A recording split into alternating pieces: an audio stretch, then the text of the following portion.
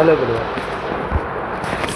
So today in this video we are going to discuss the chapter number 1, that is geography, that is resources and development. So I hope you have got some ideas about resources in your junior classes. So let us understand what do you mean by resources. So here the definition, it could be everything available in the environment which can be used to satisfy our needs, provided which is technologically accessible, economically feasible, and culturally acceptable, that is termed to as resource. So everything means in our surroundings, whatever the things, whatever the elements present in our environment which can be used to satisfy our needs. For example, if I take book example, book is an element which is present in our surroundings, right? So which can be used to satisfy our needs. Means if you want to learn this chapter number 1, if you want to learn, so this book only you will use, no. So the resources means which is available in our environment, which is used to satisfy our needs. Means yes, our needs are satisfied. Which is technologically accessible, economically feasible, and culturally acceptable. Hope you understood about resource definition. So here, interdependent relationship between nature, technology, and institutions. Physical environment, obviously, if nature is not there, the resource cannot be found, right or no? So physical environment is, we can say, nature, and technology.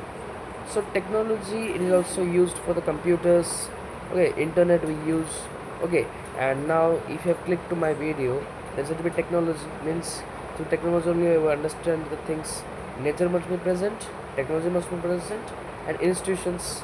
So if universities, if it is not present, then how can our means resources can be developed, okay. So now the process of transformation of things available in environment involves an interactive relationship between nature, technology, and institutions. So far I have discussed that one. So human beings interact with nature through technology and create institutions to accelerate the economic development. So they interact with nature, and through technology what happens, the institutions they create, and after that they accelerate the economic development, and this is how our world or the earth is being developed, okay. So now do you think that resources are free gifts of nature as it assumed by many? They are not, okay. Resources are a function of human activities. Through human activities only we use the things. Now I use this PDF for which purpose? For making you understand this chapter. So like that what happened, resources are a function of human activities, and human beings themselves are essential components of resources. They transform material environment available in our environment into resources and use them. So there are some resources on the basis of classification is there, on the basis of origin, biotic and abiotic resources there, okay. Then on the basis of exhaustibility, renewable, non-renewable resources there. On the basis of ownership, individual, community, national, and international resources are there. On the basis of status of development, potential, developed stock, and reserves are there, okay. So here is a mind map. You are able to understand the classification of resources. Means resources are broadly categorized into two kinds: natural and human resources. Natural, there it is renewable resources and non-renewable resources. Continuous of flow, biological, natural vegetation, wildlife, recyclable, non-recyclable, non-renewable. So human, that is structural institutions, quantitative, quality. Next. Next we are going to go through, that is topic, that is development of resources. Okay.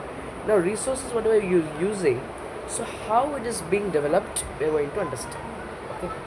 Resources are vital for human survival as well as for maintaining the quality of life. So human survival, it is very important, the resources, and maintain the quality of life. For human beings, what are things required for us? The basic essentials that is required, that is oxygen, air, then water, then food. So these three things, if it is present in our environment, then it is very important for the human survival as for the maintaining the quality of life. So this is also what kind of resources, okay. Now it was believed that resources are free gifts of nature. As a result, human beings use them indiscriminately and this has led to following major problems. So now what happened actually, the resources which we are using it unnecessarily. We are destroying our human means, so we can say we are destroying our natural environment. For example, if trees are cut, then means the environment will be filled with sandy, and there will be no trees means there is no shelter. We will lacking oxygen. I don't know. So like that, human beings use them indiscriminately. Means according to the greediness, we use it. We don't use it carefully. So there are three points. Let us understand step by step. Depletion of resources for satisfying the greed of few individuals. So, for example, if you want to build a house in a particular area in which the tree is being built, so if tree is being built means we are cutting the trees, and there only we build our house, right? So, like that, we are depleting the resources for satisfying the greed of a few individuals. Clear? This is the first point. Now, accumulation of resources in few hands, which in turn divided society in two segments: haves and have-nots, rich and poor. Accumulation of resources. What are the resources we are having?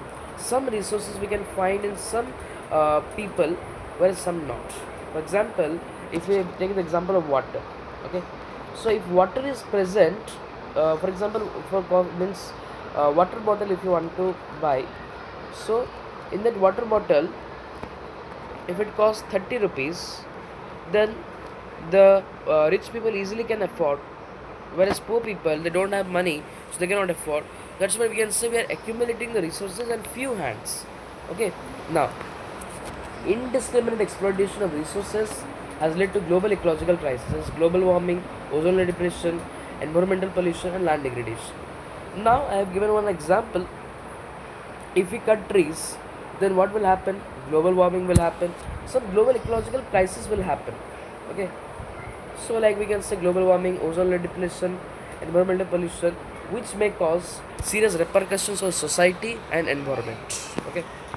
Now, an equitable distribution of resources has become essential for a sustained quality of life and global peace.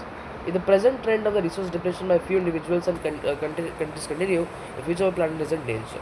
If we use it very unnecessarily, so in our future we may face some hardships and difficulties.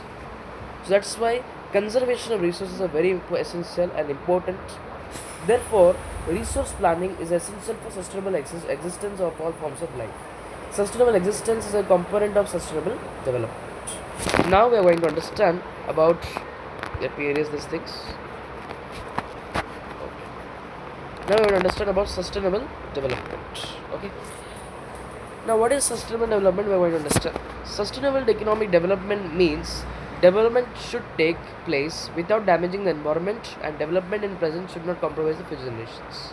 If you want to develop something, so in order to avoid that destruction in the present, we should not destroy or we should not hamper to the future also, future generation. Okay. Now, resource planning. Okay. Now, how the resources you can able to plan? Planning is widely accepted strategy for judicious use of resources. If you want to conserve the resources, then you should use it very judiciously. And planning is a widely accepted strategy. It is important in a country like India, which has enormous diversity and availability of resources. Okay, so there are regions which are rich in certain types of resources, but are deficient in some other regions. Now, for example, if water is available in some parts of India, for example, if plenty of water is available in, for example, Odisha. Okay, if plenty of water is available in Odisha, then it must be distributed among some of the places. For example, if I take the example of Tamil Nadu, okay, so Tamil Nadu, if it lacks water resources, then our state Odisha must pass some plenty of water to Tamil Nadu, so that our India's ecological balance, or we can say balance, must be maintained. Okay, so each and every part of the water, if some water is present, plenty of water is present, then it must be distributed among all the areas. So that what happened in some places we should not face any challenges like here Rajasthan is facing water scarcity, what is plenty of what is available in Odisha, so we should uh, transport it. Okay. Next, there are some examples which is given in your textbook. There are some regions which can be considered self-sufficient in terms of availability of resources, and there are some resources which have acute shortage of some vital resources.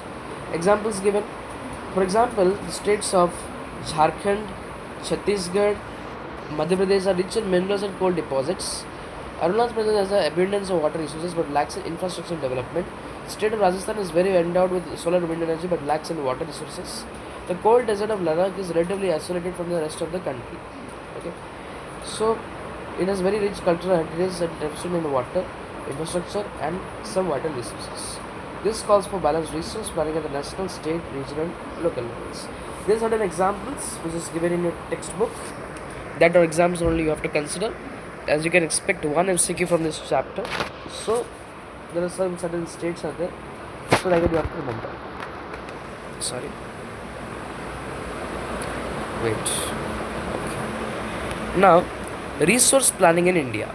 Now, how the resources are being planned in our India and should be distributed among the cities. Because in some areas we can able to see some what you can say acute shortage, whereas we have plenty of some other things. So we should transport that things in such a manner that our India will having balanced type of resources. So resource planning. Resource planning is a complex process which involves identification and inventory of resources across the regions of the country. It involves surveying, mapping, and quantitative estimation and measurement of the resources. So first, we need to identify in which states what are present. For example, in Odisha, if water is present, for example, if water, Odisha is present, water is present at plentiful. In Rajasthan is facing water scarcity. Then first of all, we should identify which are the areas the water is lacking behind. Okay, so like that we have to survey, map, qualitative, and we have to understand the quality and quantity estimation and measurement of the resources. Okay. Evolving a planning structure endowed with appropriate technology, skill, and institutional setup for implementing resource development plans. If you will plan the resources in such a manner, for example, if I say like uh, means how what are the things we should means transport the things, so there must be a planning, first identification, then planning, after that matching the resource development plans with the overall national development plans. If for example Odisha water is present here, then all over the country all the water resources present or not, we should match that to that, so that it could be transported very easily. Okay. Next, India has made concerted efforts for achieving the goals for resource planning right for the first 5-year plan launched after independence. Okay. The availability of resources is a necessary condition for development of any region, but mere availability of resources in the absence of corresponding changes in technology and institutions, many may hinder development. There are many regions in our country that are rich in resources, but these are included in economically backward regions. On the contrary, some regions have poor resource, but they are economically developed. Okay, some regions where we have poor resource, but they economically developed.